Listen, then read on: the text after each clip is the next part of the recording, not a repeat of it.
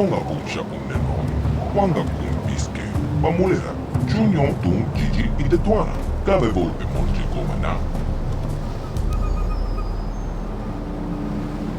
Moja hautonga ja punki. Kacheska tu punta casa ubaka. Bana oto. Jebeduana ni bobo. Tonga bong sha non gang. Tompa toga smak telia. Rondi hautonga puhonga vi. Wala kumpes. Cheng pala muli ton king pa no konkik. Tukning tacho kun. Ne molera best.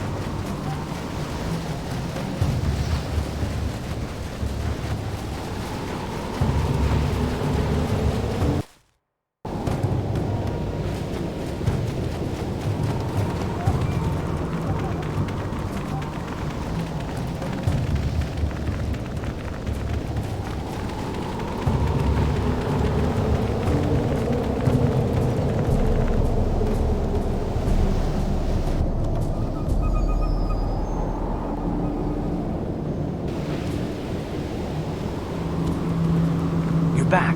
Where's Bastila? Is she alive? What happened inside that temple?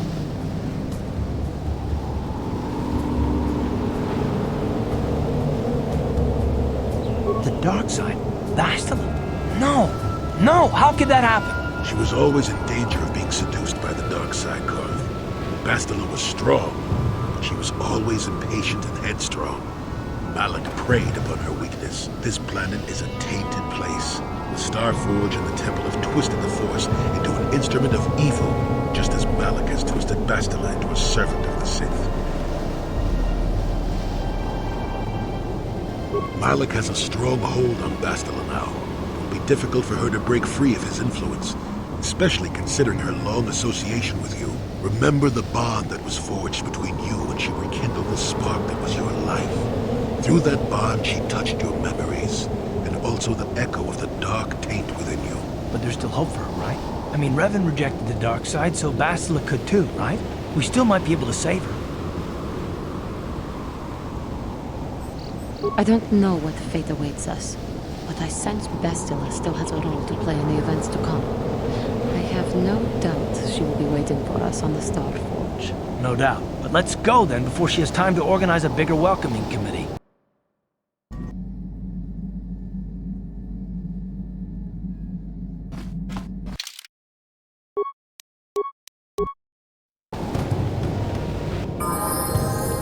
Huh?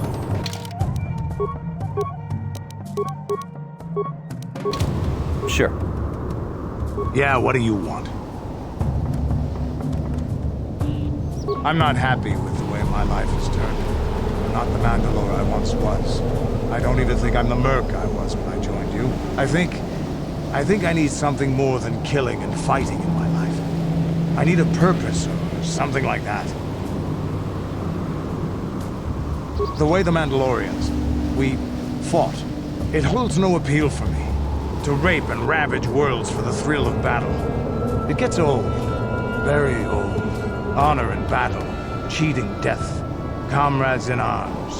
The code of the Mandalore. I think I'm something different now. Maybe more, maybe less. No, the time of the clans is past. I don't think the galaxy wants them anymore. Maybe in the future, but not now. Once my time with you is done, once you have moved on to greater things, I'll find my own way once again. Maybe the Mandalorian clans will be reborn again. Maybe even under the Republic, or the Sith. But dreaming about the future is stupid right now. We should get down to our business and finish it. If we survive all this, maybe we could talk about it then. Is there something else you want to know? Your choice. I'm here if you want something done right.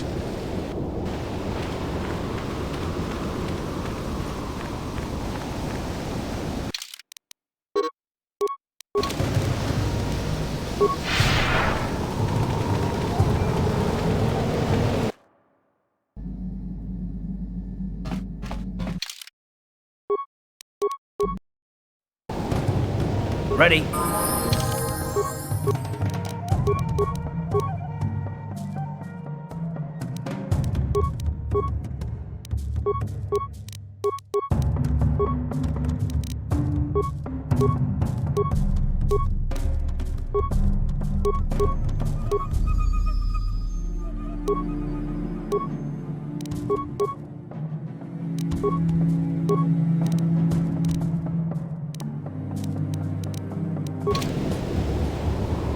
Yes?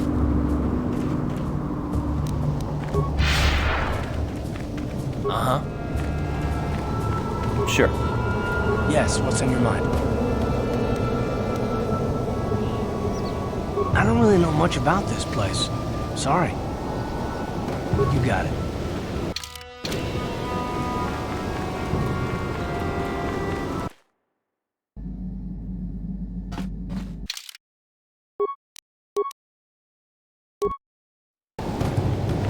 Acknowledgement.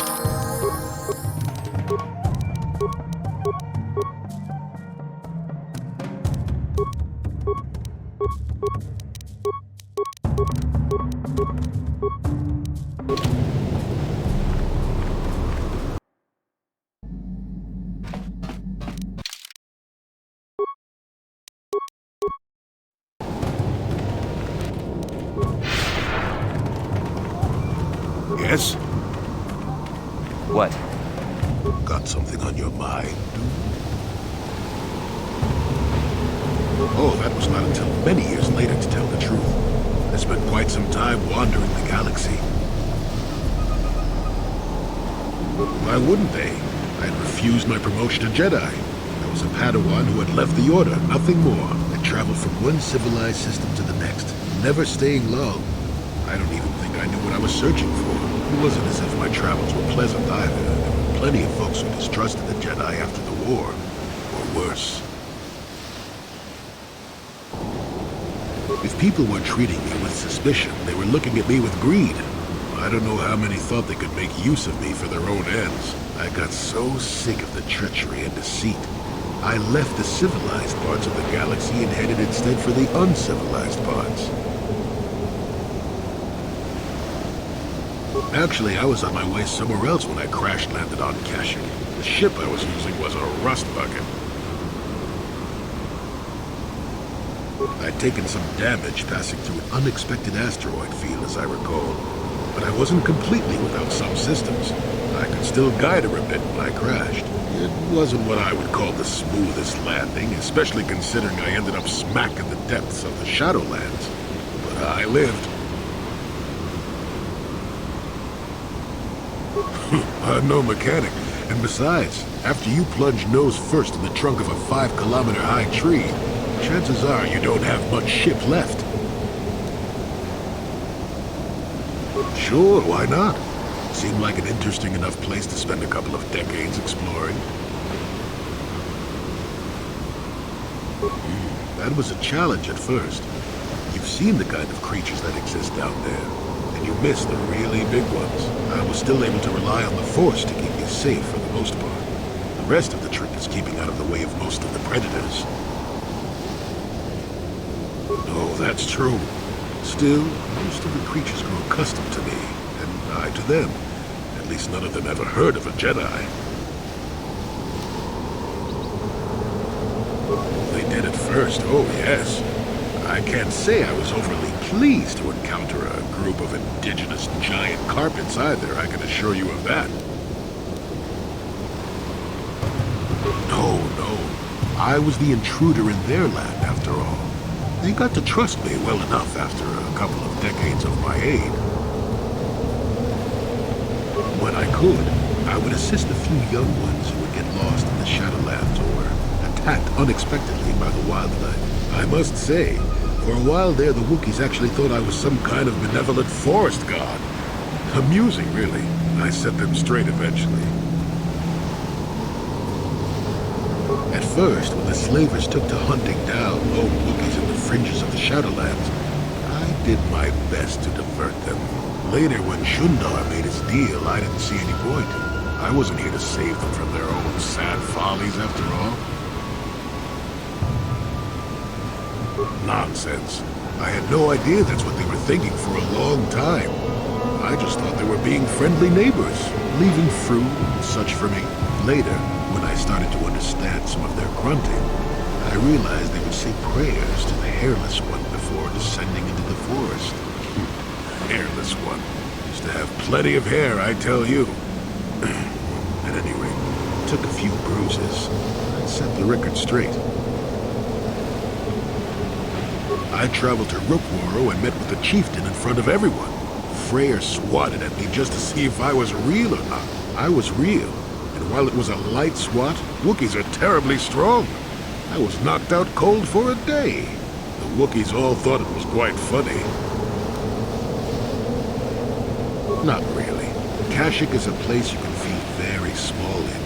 It felt good to devote my time to helping people and living simply. What can I say? I did it all for the Wookiees. The Wookiees? Well, okay, maybe I needed some time on a quiet and remote planet, but if you ever need a friend, an incredibly strong hairball isn't a bad call. I suppose I am, in a way, despite the smell. For a race of gardeners, they've developed quite interestingly. You remember the alien computer, correct? Kashyyyk was meant to be an agricultural planet. The Wookiees were made for a reason, or at least that's what I'm thinking.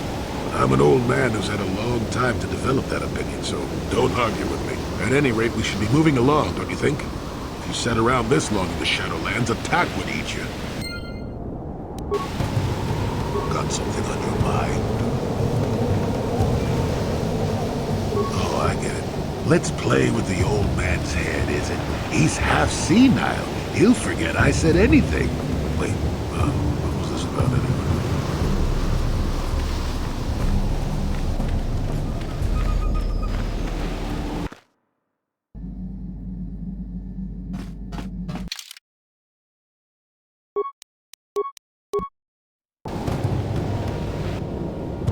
How may I be of assistance to you, Padawan? What is it you would like to speak to me about? Of course. If there is anything else, I am here to help.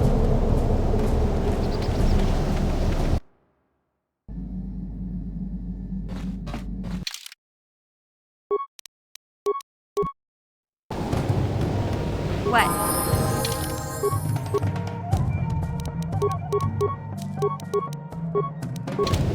What?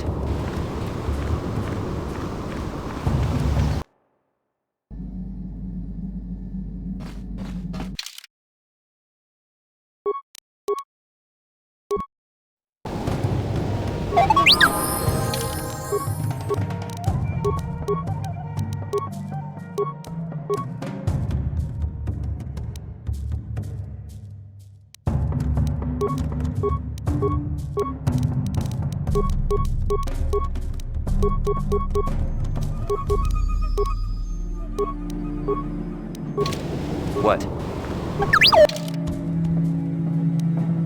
Sure.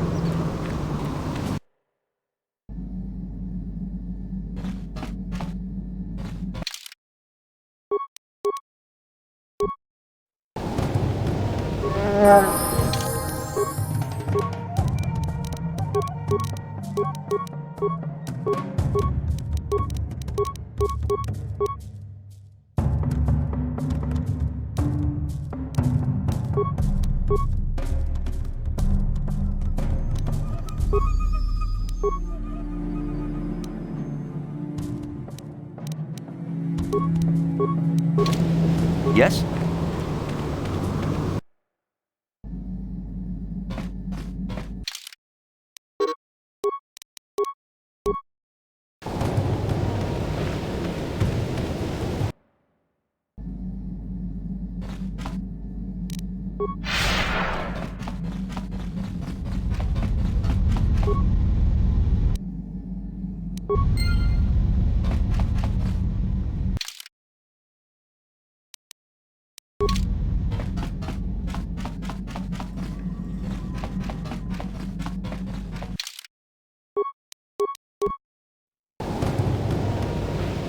What?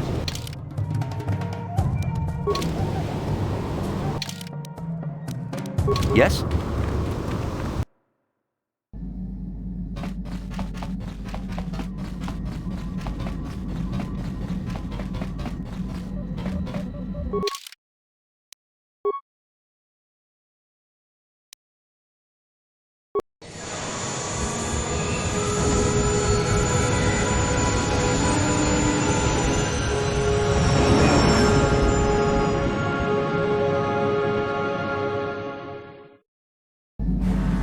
The Republic fleet must have gotten a message I sent as we were crashing into that planet. I'm picking up a transmission from them now. This is Admiral Thorne Dodonna to the Abbott Hawk. Do you read us? Admiral Dodonna, this is Carthanasi. We're receiving your transmission. Karth, I'm glad to see you're still alive. We've begun our assault on the Star Forge, but we're taking heavy losses. How did the Sith ever manage to build something of this scope? The Star Forge wasn't constructed by the Sith, Admiral. We don't have time for me to fully explain it, but that space station is far older than you can imagine. Maybe we should pull the fleet back and retreat. I don't know if we have the firepower to go up against this alien technology. You can't do that, Admiral. The Star Forge is a factory of immense power. It's been churning out the capital ships, snub fighters, and assault droids that have powered the Sith war effort. You have to destroy the Star Forge now, or you'll be fighting an unending wave of reinforcements. Then I guess we have no choice. But it isn't going to be easy. I can't even get our capital ships into position to start bombarding the Star Forge. The Sith fleet is too well organized. It's like they can guess our every move and counter our every strategy. It's because of Bastila, Admiral. She turned to the dark side and became Malak's apprentice. We suspect she's somewhere on that space station right now, using her battle meditation against you and your fleet. This is Master Vandor. A number of Jedi Knights have joined our fleet under his command. If Bastila is using her power to augment the Sith, then Malak's fleet is invincible. Our only hope is to somehow stop Bastila from using her battle meditation. How can we do that if she's on the space station?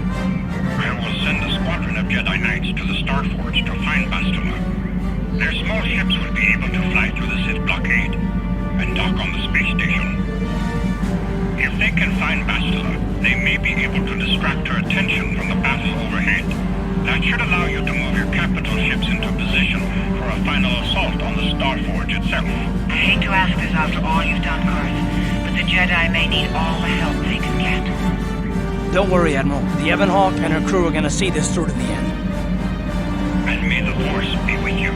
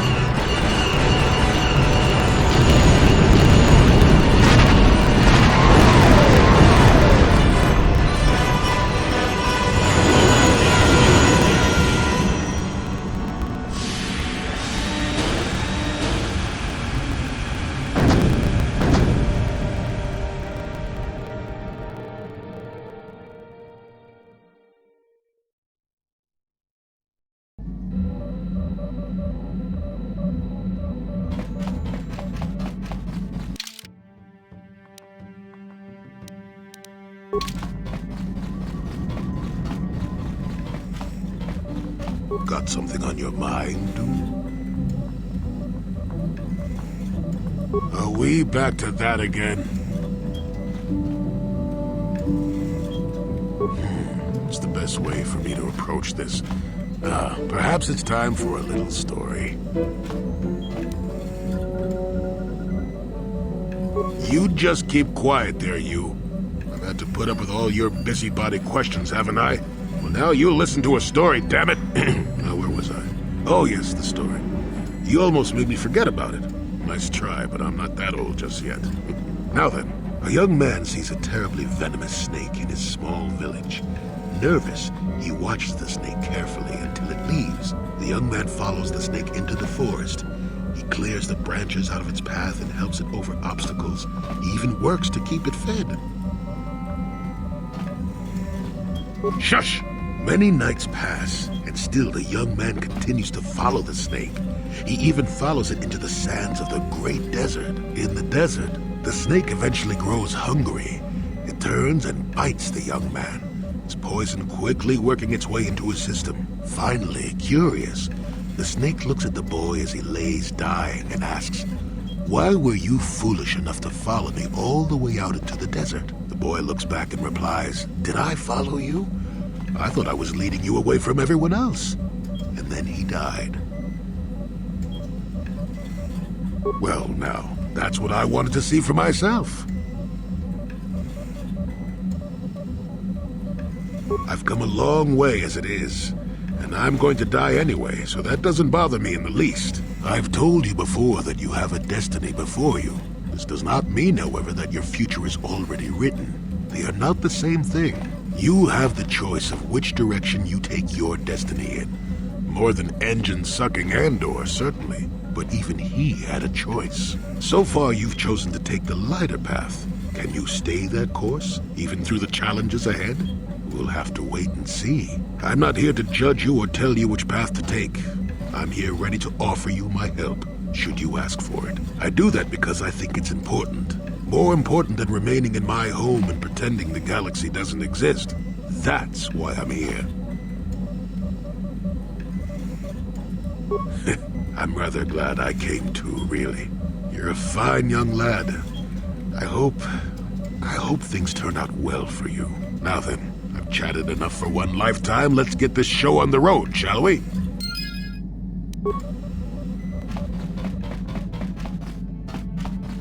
This looks like the end of our partnership. The battle we fight here will change the face of the galaxy. You, Revan, are the single greatest warrior of this age, and any battle we fight will bring me honor. I'll stay by your side through anything. I don't think I'm ready to give up this life of mine. This life of fighting. Not quite yet. We have things we need to do here. I'm your man until the end, whatever path you take.